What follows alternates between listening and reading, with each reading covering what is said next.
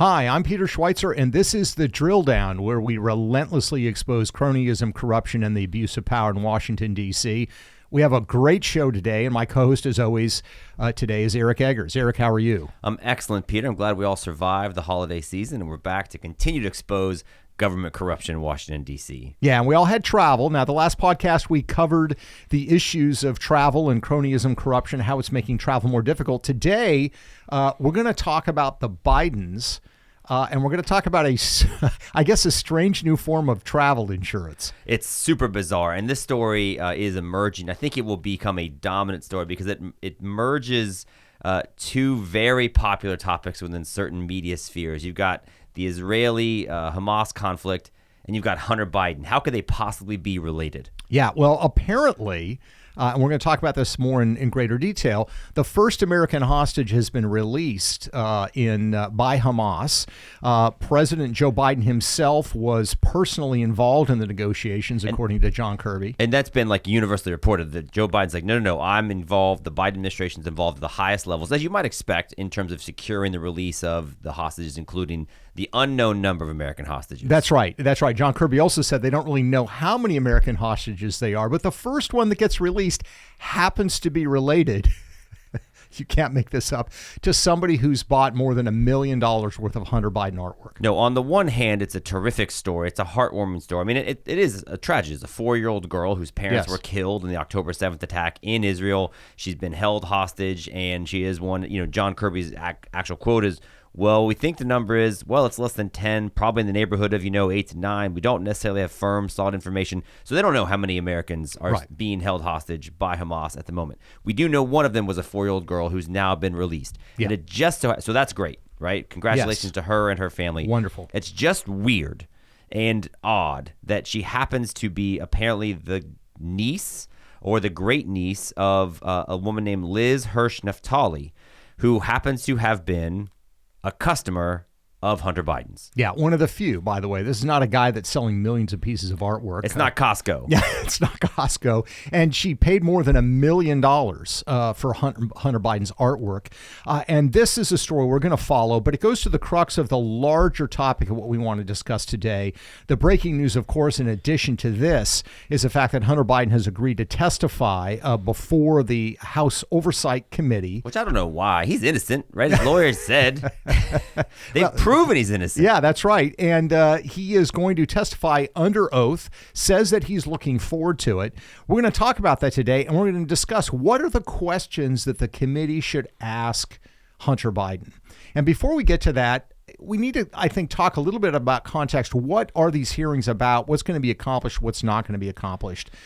Let's be clear, first of all, Hunter Biden is not a willing witness. He's being subpoenaed. He's showing up because essentially he has to show up or he risks going to jail. That's the charge against Steve Bannon right now, that he defied a congressional subpoena. But the other thing we have to make clear is that Hunter Biden doesn't have always a running knowledge of the truth.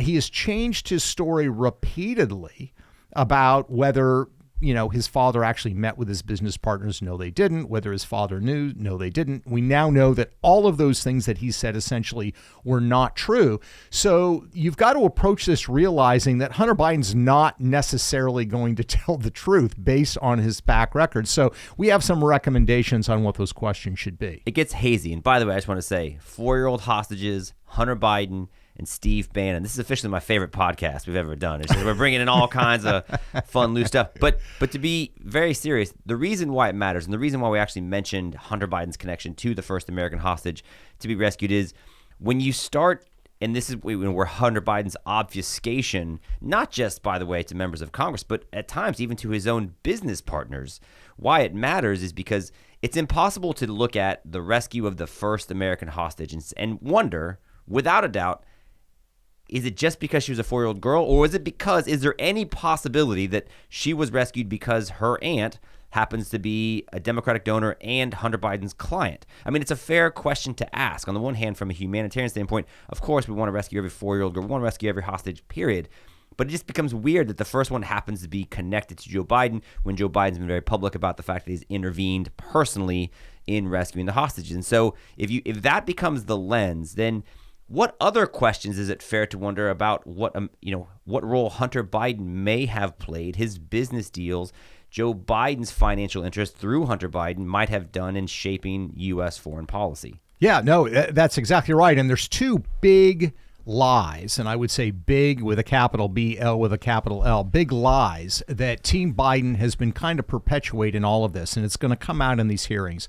The first one is basically to say Joe Biden didn't get paid. There's no bribery. Now, of course, we know that Joe Biden did get paid, I think some $240,000. They literally have the receipts. They do. They have the receipts, but the bottom line is, even if Joe Biden didn't get paid, it doesn't matter. His family got paid. That's the crucial thing here. It's not a function of just politicians getting paid. If their family members getting paid and there are favors that are being done in return for that money, that constitutes bribery. And that brings us to the second big lie, and that's the notion that the only bribery that matters is you are Senator Eric Eggers from Florida. I walk in with a shoebox and I say, I'm giving you $100,000 in cash and I want this specifically in exchange. Now, that happens sometimes, but that's like, when you go out and buy a product, right? You're going out and buying ear pods, or you're buying some product, you're paying cash. Some bribery can take the form of a retainer or a subscription. I mean, in other words, you're not always using the service, but you have access and you get certain favors that may not be directly correlated with the exact payment. But the point is, you're getting services and favors in return for the fact that you have thrown money to a politician or their family members. So these are the two big lies that you have to be aware of, because Team Biden is going to argue Joe didn't really get any money, and you can't demonstrate one specific thing that Joe Biden did that's tied to the money. That is not the standard for bribery in the United States. Nor should it be. And I know I like to tease you about having outdated references, but I just, in that vein, bribery these days, I love how, like in cute Peter Schweizer land, bribery occurs with shoe boxes of cash. It's straight sticks to crypto today, son. Right. Yeah, right. You're right. A shoebox with cash. Like I'm going to walk into your Senate office with a shoebox. I just want to hang out in the world in which you imagine, because it sounds delightful. The older world was a much better place. That's why I hang out there. But I do want to say that we have concerns, because I think there are real questions to ask, and that's actually why we're doing this podcast. And we're going to talk about the 7 questions that the Oversight Committee needs to ask Hunter Biden. Yeah. But implied in those 7 questions are the categories that need to be stayed away from, because I think what we've learned from previous testimony from other people that are connected to Joe Biden is a lot of members of Congress use their time to ask questions as basically they're trying to create viral moments for their own social media profiles. It's a media event. It's not actually a legal procedure. Hey, and that's fine, right? And so that's actually what causes some concern, because, look, there's plenty of fun media content related to the Hunter Biden thing. So you could get questions about drug use. You could get questions about the pornography on his laptop. You could get questions about the guns, right?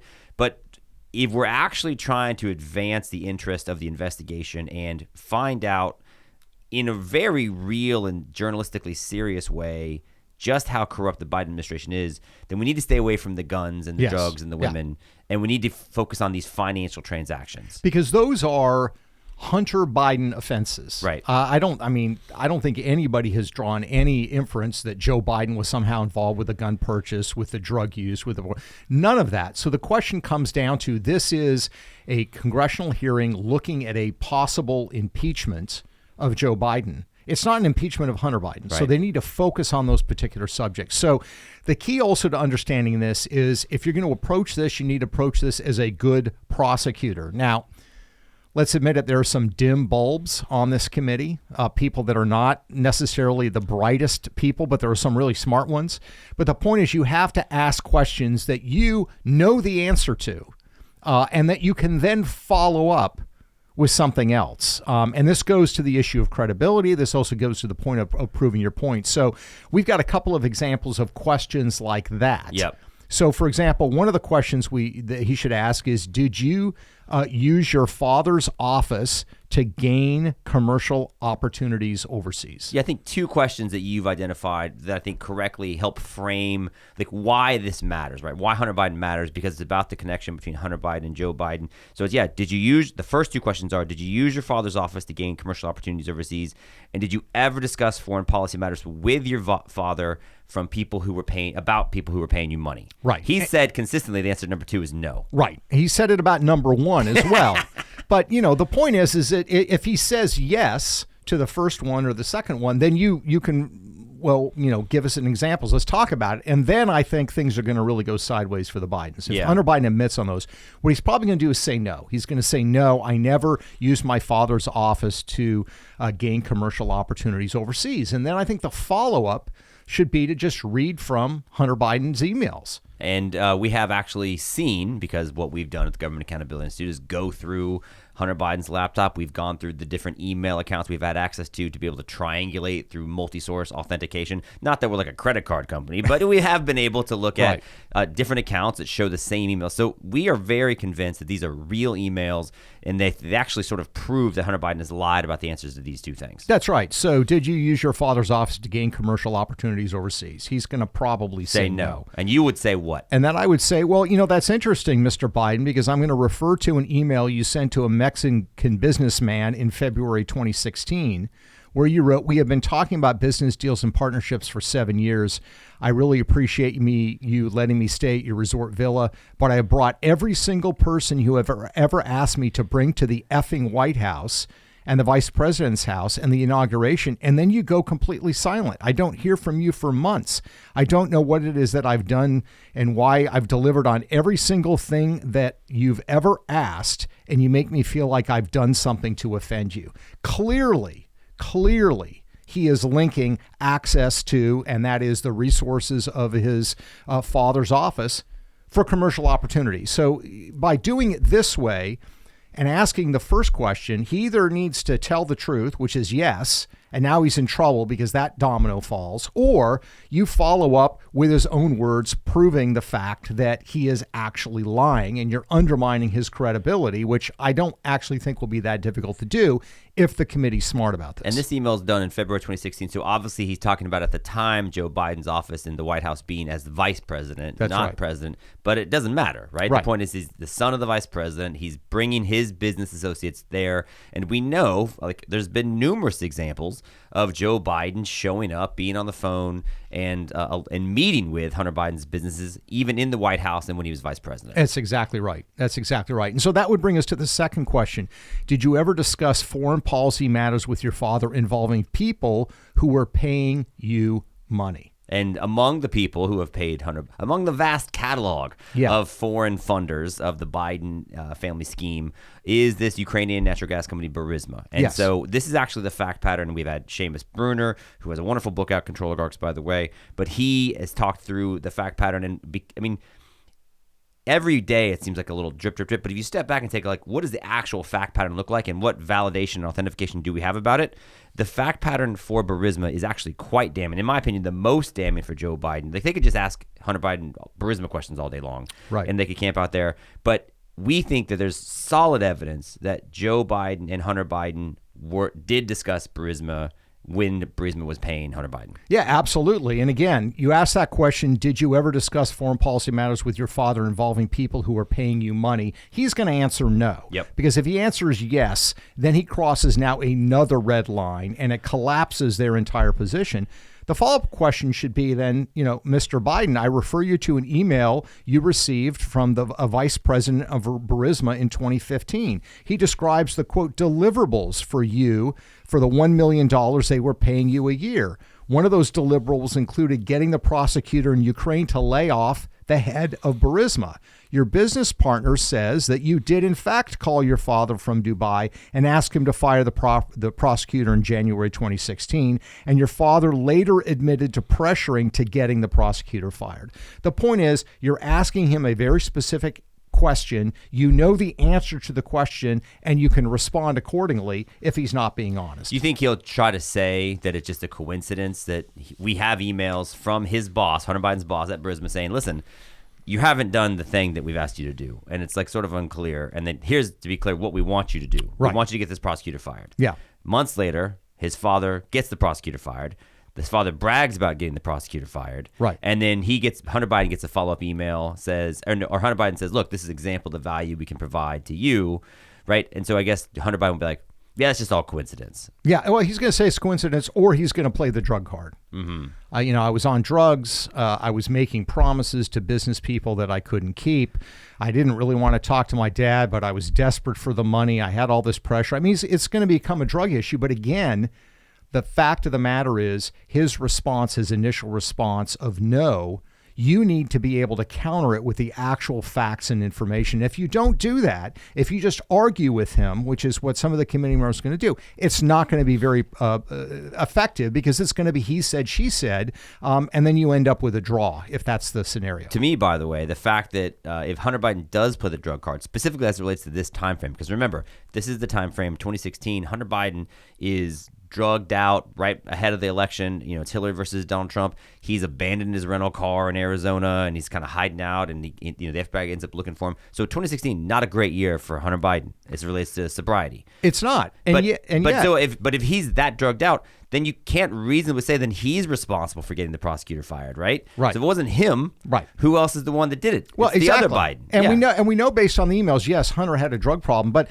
there are all kinds of coherent emails and deals and meetings that he's taking, right, and all sorts of money that's flowing in. So he really can't have it both ways, but he will certainly try to have it both ways. So those are the two big overarching questions. Right. Did you talk about business with your father, and did you use his office to gain money? Right. And we have evidence to suggest the answer to both those is yes, despite what he says. Exactly, based on his own evidence. And then there's other questions that are a little bit more specific. I think one, as it relates to how it connects to Joe Biden, would be, why did your company, Rosemont Seneca, pay for a private phone line for your father while he was vice president? Why is that question important? Yeah, that question is important because what Hunter's probably going to say is, well, I love my dad, and I just wanted to I wanted to talk with Pop, and we just talk all the time on a personal basis. Well, then the follow-up question should be, then why were your business partners conversing with him on a regular basis? Because this again goes to the heart of the connection between what Hunter Biden's doing and what Joe Biden, Vice President of the United States at the time, was doing. Again, you're asking a question, you're anticipating what his answer is. Whatever his answer is, you are prepared to respond, especially if he is lying, with real factual information. I think it's not just that Rosemont Seneca paid for a phone line for Joe Biden. I believe Rosemont Seneca also paid for numerous hotel stays for Joe Biden. I mean, there were expenses for Joe that were written off as business expenses for Hunter, which would seem to further cement the idea that Joe Biden, even though he wasn't vice president at the time, was seen as an employee of Hunter Biden's. Yeah. So, I mean, there's a lot to go there. And again, they need to go into these hearings prepared. If they go in there and wing it and they're looking for an opportunity to zing Hunter Biden, I think the subpoena is probably going to not be the discussion's not going to be televised, but still the grandstanding still is going to take place. And I think that's ridiculous. Are you concerned? Because I think the last time we've seen this, I mean, it's a weird thing to say, but we've seen people make just factual errors in terms of the questions they ask the people that are testifying. Because then the questions 4 through 7 can get fairly specific, and they have actual dollar amounts and business deals and foreign sounding names. And it's complicated, right? I mean, that's one of the reasons why I think people have generally evaded accountability, because it's like, wait, what now? So, are you concerned that the members of Congress will lack, let's call it, the factual certainty to be able to ask the right questions as it relates to specific business deals? Yeah, they will lack the knowledge base. Now, I think Comer's been fantastic. I think he's done a great job. I'm generally skeptical of these congressional hearings, but I think Comer's been great. And again, there's some other members of the committee. Nancy Mace would be another one, who've done a good job. They seem to know the material. Then you have others that are just kind of off the rails. And I would almost hope that they would defer their question time to somebody who really knows. I'm sure that'll happen. Yeah. No, it's not happening. So let's go to some of these other questions. The Chinese government connected entities paid you, Hunter Biden, some $31 million while your father was vice president of the United States. What did they get in return? Now, let's don't just gloss over that fact pattern, right? Yeah. So $31 million. This is something that Peter Schweizer reported in his book, Red-Handed. Runaway blockbuster bestseller, Red-Handed, by the way. Cultural phenomenon bestseller. $31 million at least 31 million going to Hunter, James Biden, other Biden family members, money that can be traced back to the top levels of the Communist Party's espionage arm. Right. So you got Chinese spies essentially giving tens of millions of dollars to the Biden family. Right. Seems worth a follow-up to ask what it was for. Yeah, exactly what it was for. And notice that's a very specific, what did they get in return? Because there's really only a couple ways to answer this. One is nothing, right? I just kind of hoodwinked them. And to kind of believe that, because the $31 million didn't come in just one payment. Right. It was a series of payments for a variety of things. Which gets to your subscription model. Yeah, which gets to the subscription model. But also, I mean, if he's going to say they got nothing in return, what he's asking us to believe is that these Chinese businessmen, Henry Zhao, Chairman Yi, Che Feng, are just complete morons. They're just handing out tens of millions of dollars to some guy who's got a drug problem. He's going to play the drug problem and didn't get anything in return. They're just morons, which really makes no sense. These guys were all successful businessmen in one form or the other. They're literally the top Communist Party officials, right? Like these guys have ascended for a reason. Right. Top Chinese Communist Party like spies. So guys who like literally in the intelligence business. Yeah, they all had ties to Chinese intelligence, and so that's a great question to ask. What did they get in return? So he could say nothing. Yeah. And then you would have to believe that he's this like incredibly smart guy, deft guy, and these guys are all morons. The other thing would be to kind of blur it and say, well, I offered them, quote unquote, strategic advice on doing business in the United States. But of course, the only business that he knows in the United States is politics. So that opens up a can of worms, but that's a very specific question to answer. And again, you got to be prepared when he obfuscates, when he tries to manipulate or blur. You've got to be willing to really hone in on that. So you mentioned these names, but that's actually question number 5. Who is Henry Zhao? Who is Chairman Yi? Who is Che Feng? These are all people that Hunter Biden should know intimately because he's taken money from them and he's done business with them. Right. But these specific people, again, it's not like these are international businessmen of world renowned, right? These are not necessarily the people you're going to see profiled in Forbes. Yeah, no, I mean, these are guys that are all tied in one form or another to the national security state of China. So Henry Zhao, he has lots of email exchanges with Henry Zhao, calls him a great friend. But by asking him, who is Henry Zhao, Chairman Yi, and Che Feng, he's just going to say, oh, they're businessmen I was doing business with. And then the follow-up question should be, were you not aware of their ties to the highest levels of Chinese intelligence? I'm curious because in some of the cases, it's listed in their public biographies. I mean, in other words, you're doing business with guys. They're handing you millions of dollars. You're not really giving them anything in return. Didn't you bother to check on the backgrounds of these people, and wasn't it worrisome to you? And of course, it would have been. But I think to go the other way, I think Hunter Biden wasn't worried because he's like openly threatening these Chinese officials. Remember, we've seen the WhatsApp message from July 30th in which Hunter Biden is saying, hey, I'm sitting here with my dad. These commitments have not been fulfilled. And, I can go make $5 million anywhere else. Like, what's the problem, right? He's threatening a Chinese official connected to CEFC, which is whom Chairman Yi works for. He's the head of CEFC. Right. And then why that matters is 5 days later, August 4th, 2017, CEFC pays Owasco, one of Hunter Biden's businesses, over $1 million, and another $5 million comes through, I think, 4 days after that. So it's like Hunter Biden makes a threat to a Chinese official, and then you get over $6 million comes through the old account. Yeah. And I think that's the transaction that needs to be asked about, related to not just who those people are, but why are they sending you this much money after you threaten them when you're referencing your father specifically. Right. And when you talk about bribery or extortion, it can be a thin line, right? It can be that the Chinese officials want to get things in return. Hunter Biden wants it, but bribery and extortion can be two, elements that are very closely aligned. But that brings us to question number 6, the CEFC money you just talked about, which is $6 million that the Biden family comes. Now, when this was disclosed by the House Oversight Committee, Hunter Biden issued a statement and characterized the money as good faith seed money. Yeah. Is how he described it. So one of the questions you'd ask is, you characterize money sent by Mr. Yi as good faith seed money for your business. If so, why were those funds transferred to family members, including Biden children? So does it matter? Because I guess is Hunter Biden not allowed to do whatever he wants to with his money? Well, good faith seed money actually has a legal connotation. Seed money is an investment in a business, right? So if I'm seeding your business, I'm not seeding you to give money to your kids or to give money to your brother.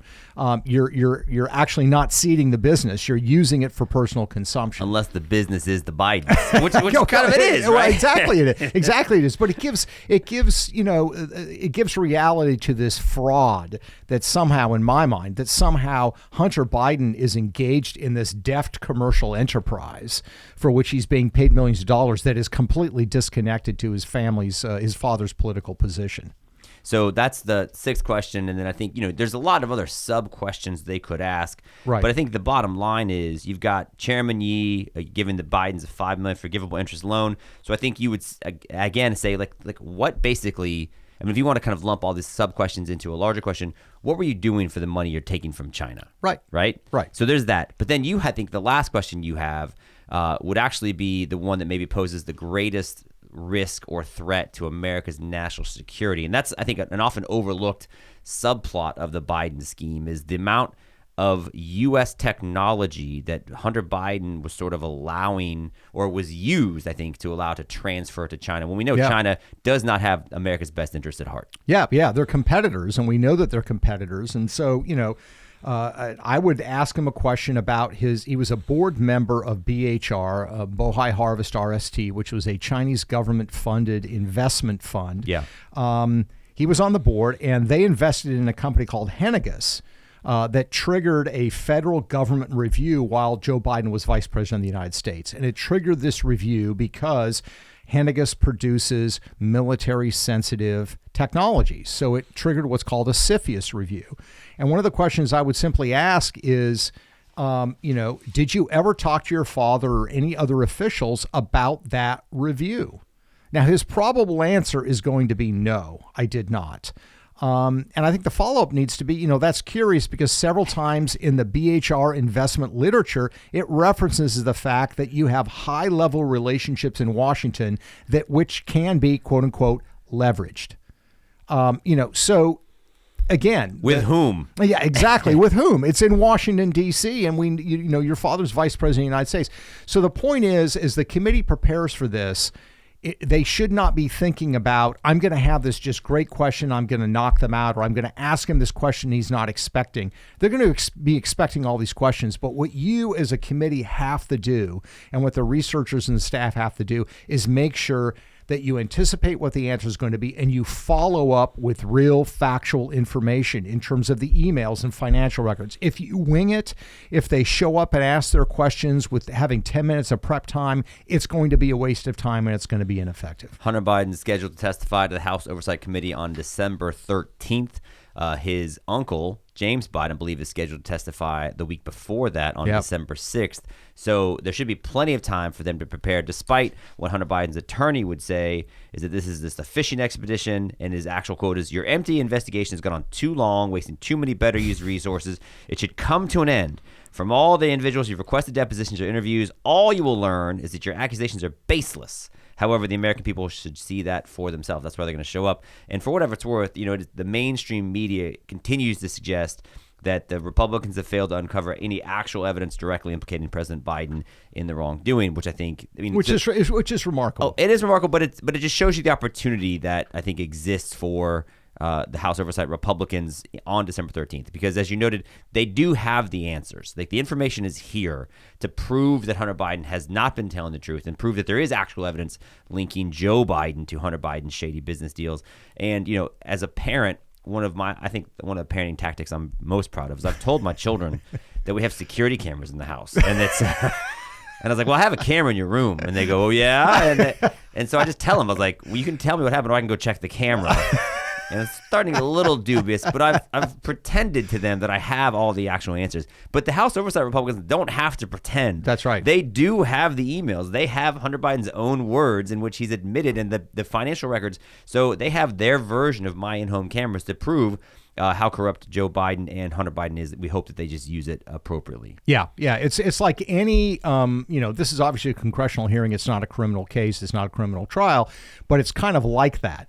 it's up to the prosecutor. I mean, you can have all the best evidence in the world, but you, as a prosecutor, have to present it in a way that people understand. And the jury, as it were, I'll put that in quotation marks in this case, is the American public, because this is going to be released. The question is going to be released. The media is going to do their spin. And it's all going to come down to how effective the prosecutors use the evidence that they have. Because as we've talked about many times, the evidence is there. It's clear. Joe Biden was involved. Joe Biden profited. And this is a case that I think needs to and warrants an impeachment. Well, and let's just say this, right? While it is not a criminal case, let's remember the one kind of hidden headline in that recent New York Times poll, in which it showed Donald Trump and Joe Biden a head-to-head matchup in these 5 key swing states. The number one variable was in all those 5 states that Donald Trump was winning against Joe Biden, or the 4 of the 5, the thing that double digits in the 4 states he was winning was that there's a double-digit margin. More Americans thought that Joe Biden had personally profited off of Hunter Biden's business deals. So that clearly is an issue that's moving the needle for the American public. This is your chance in December 13th. So you got 3 weeks from now to be able to put that on full display. Yeah. And so to your point, it's an opportunity that doesn't come along very much. Let's hope they take advantage of it. Yeah, and let the American people know what the facts and the information are. Well, we're going to stay on top of this story. We will stay on top of the Hunter Biden art story, see if there's any other individuals that get favorable treatment in certain circumstances because of the purchase of his artwork. And we are going to track these hearings. We appreciate you, as always, listening to this podcast. We know that your time is valuable. We wish you a very Merry Christmas and a Happy Hanukkah. You can find out more about our research at thedrilldown.com, and you can find this podcast wherever fine podcasts can be listened to. Thanks again for listening to us. Until next time.